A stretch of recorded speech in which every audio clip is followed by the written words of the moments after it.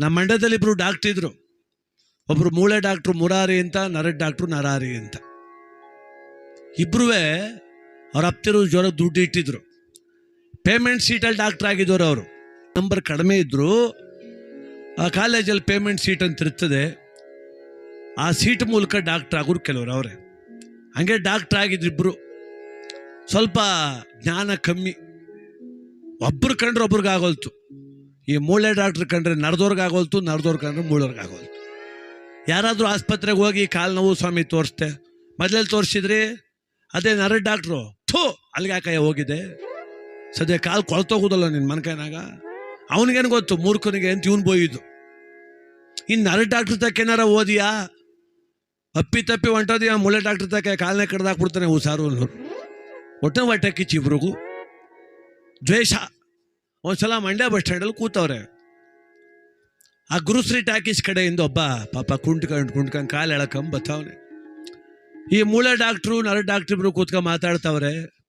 ಮೂಳೆ ಡಾಕ್ಟ್ರ್ ಹೇಳಿದ್ರು, ರೀ ನರಾರಿ ಅವರೇ,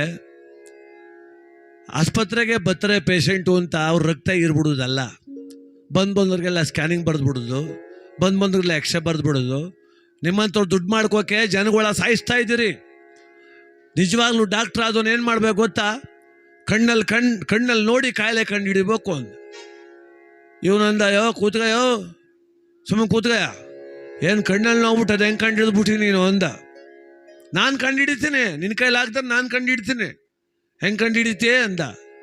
ನೋಡಪ್ಪ ಈಗ ಉದಾಹರಣೆ, ಅಲ್ಲಿ ಬತ್ತವ ನೋಡಿ ಕುಂತ್ಕೊಂಡು ಒಬ್ಬ ಕಾಲು ಎಳ್ಕೊಂಡು, ಅವ್ನಿಗೇನಾಗದೆ ಅಂತ ಇಲ್ಲೇ ಕೂತ್ಕೊಂಡು ಹೇಳ್ಬಿಡ್ತೀನಿ ಅಂದ.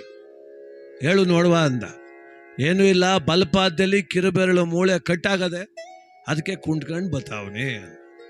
ಈ ನರಡ್ ಡಾಕ್ಟ್ರ್ ಅಂದ್ರೆ ಬಾಯ ಮುಚ್ಕ ಕೂತ್ಕ, ಯಾವ ಕಾಲೇಜಲ್ಲಿ ಓದ್ದೆ ನೀನು, ಕಾಲಲ್ಲಿ ಮೂಳೆ ಕಟ್ಟಾಗಿ ಹೋದ್ರೆ ಕಾಲ ಮ್ಯಾಕೆ ತುಕ್ಕಾದ್ದು ತಿರ್ಗಾಡೋಕಾದ್ದು, ನರ ಒಳ್ಳದೆ ಕಣೆಯೋ, ಬಲಗಾಲಲ್ಲಿ ನರ ಒಳ್ಳದೆ, ಅದಕ್ಕೆ ಕುಂಟ್ಕೊ ಬತ್ತಾವನೆ ಅಂತ. ಸುಮ್ಮ ಕೂತ್ಕೊಂಡು ಹೆಂಗೀಗ ಮೂಳೆನೇ ಮುರಿದಿರೋದು ಅಂತ. ಇಲ್ಲ ನರ ಒಳ್ಳಿರೋದು, ಕಟ್ಟು 10,000. 10,000 ಯಾಕೋ, 25,000 ಕಟ್ತೀನಿ ಅಂತಾನೆ ಡಾಕ್ಟ್ರ್. ಇಬ್ರಿಗೂ ಜಗಳ. ನೀನೇನು ಸರಿಯಾ ಇಬ್ರು ಕುತ್ಕಪಟ್ಟು ಹಿಡ್ಕೊಬಿಟ್ರು, ರೌಡಿಗಳು ಹಿಡ್ಕೊಂಡಂಗೆ. ಬಸ್ ಸ್ಟ್ಯಾಂಡಲ್ಲಿ ಜನವೆಲ್ಲ ಓಡ್ ಬಂದ್ರು, ಬುಡಿ ಡಾಕ್ಟ್ರೆ ಯಾಕೆ ಹಿಂಗೆ ಆಡಿರಿ ನೀವು ಇಬ್ರುವೆ ಅಂತ. ಹೊಡಿಕೆ ಹೋಯ್ತವ್ರೆ. ಅವನು ಪಾಪ ಕುಂಟ್ಕೊಂಡು ಏನೋ ಜಗಳ ನಡೀತದೆ ಅಂತ ಇವ್ರ ಮಧ್ಯಕ್ಕೆ ಬಂದು ನಿಂತುಬಿಟ್ಟ. ಮೂಳೆ ಡಾಕ್ಟ್ರ್ ಹೇಳಿದ್ರು, ಬಯಲಿ ನಿನ್ನಿಂದ ಜಗಳ ಆಯ್ತದ. ಈಗ ಇಲ್ಲಿ ಸಮಸ್ಯೆ ಪರಿಹಾರ ಬೇಕಾದ್ರೆ ನೀನು ಹೇಳ್ಬೇಕು. ನಿನಗೆ ಮೂಳೆ ಕಟ್ಟಾಗದೆ ಅಂತ ನಾನು, ಈ ಮೂರ್ಖ ಹೇಳ್ತಾನೆ ನರ ಒಳ್ಳದೆ ಅಂತ, ಸತ್ಯ ಆಗ್ಬಿಟ್ಟು ನೀನೀಗ ನಿಂಗೆ ಮೂಳೆ ತಾನೇ ಮುರಿದೋಗಿರೋದು ಅಂದ.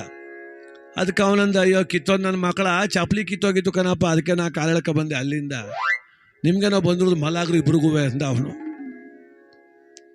ಇವನ್ ಸಮಸ್ಯೆ ಇದು, ಅವರಿಬ್ರು ಲೆಕ್ಕ ಆಗ್ತಾ ಇರೋದು. ಅದು ನಮ್ಮ ಜೀವನವೂ ಹಂಗೆ ಆಗಿರೋದು. ಇಲ್ಲೇ ಕೂತ್ಕೊಂಡು ಅರ್ಧ ಟೀ ಕುಡ್ಕೊಂಡು ಬೀಡಿ ಸೇರಿ ಕೆಳಕ್ಕೆ ಮಾಡೋಗೋತ್ತಿಗೆ 15 ಮನೆ ಸುದ್ದಿ ಮಾತಾಡಿ 3 ಮನೆ ಮುರಿದ್ಬಿಟ್ಟು ಮ್ಯಾಕೆ ಎದ್ಬಿಟ್ರೆ ಏನು ಮಾಡೋದು?